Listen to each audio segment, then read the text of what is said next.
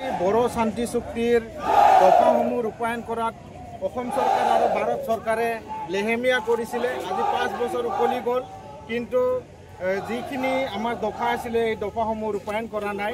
বিশেষ আমি ইয়াত 7টা মানে মুখ্য দাবীসমূহ আমি ইয়াতে দিছোঁ। গতিকে এই মুখ্য দাবীসমূহ ছাৰৰ যোগেদি আমি প্ৰেৰণ কৰিছোঁ এতিয়া অসম চৰকাৰলৈ আৰু ভাৰত চৰকাৰলৈ।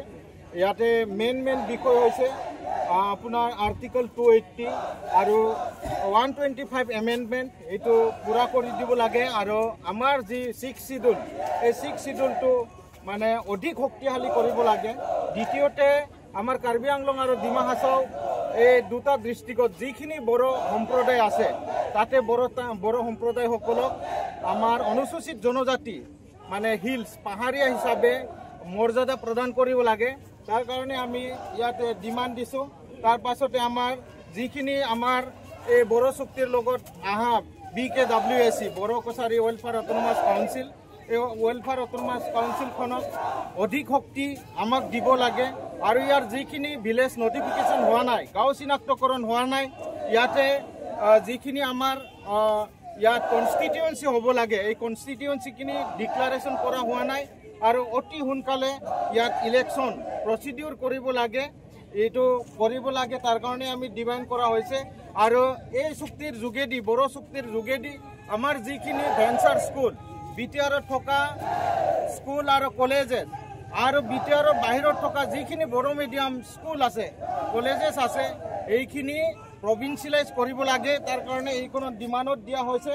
তাৰ বাদে আমাৰ যিখিনি শোণিতপুৰ আৰু বিশ্বনাথত আৰু BTRত গাঁও অন্তৰ্ভুক্ত কৰিবলৈ বাকী আছে, যিখিনি অতি সোনকালে কৰি দিয়ে। তাৰ বাদেও BTRৰ দক্ষিণ চাইডে সীমাত যিখিনি বড়ো গাঁও লাগি আছে এইখিনি অন্তৰ্ভুক্তি কৰিব লাগে, আৰু ইয়াৰ কাৰণে ডিমাণ্ড কৰা হৈছে।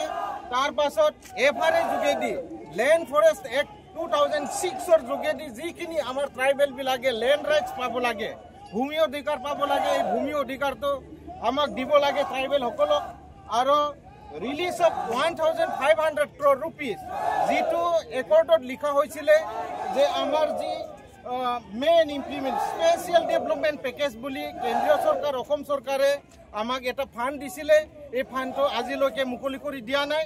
আৰু এই ফাণ্ডটো আজি আমি ডিমাণ্ড কৰিছোঁ অতি সোনকালে যিখিনি ইনফ্ৰাষ্ট্ৰাকচাৰ ডেভেলপমেণ্ট কৰিব লাগে আমাৰ BTRত এইখিনি সোনকালে কৰিব পাৰালিকিয়া ক্ষিপ্ৰকে উন্নতি হোৱাৰ লিখিয়া এই ফাণ্ডটো মুকলি কৰিব লাগে।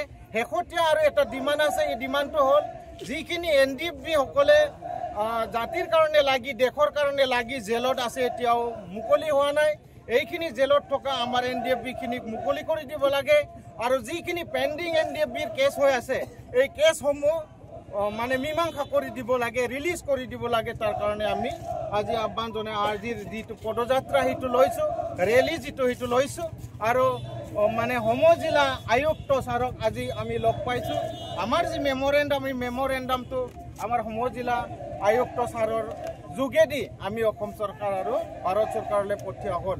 তাৰ বাবে মেমৰেণ্ডামটো ৰিচিভ কৰাৰ বাবে ছাৰক আমি নিখিল বড়ো ছাত্ৰ সন্থাই ধেমাজি জিলা নিখিল বড়ো ছাত্ৰ সন্থাই আমি অধিক মানে ধন্যবাদ জ্ঞাপন কৰিছোঁ। আমাৰ ইয়াতে বিভিন্ন জাতীয় বড়ো দল সংগঠনে গোট খাইছে, এয়া জাষ্ট মাত্ৰ চুৰুহে।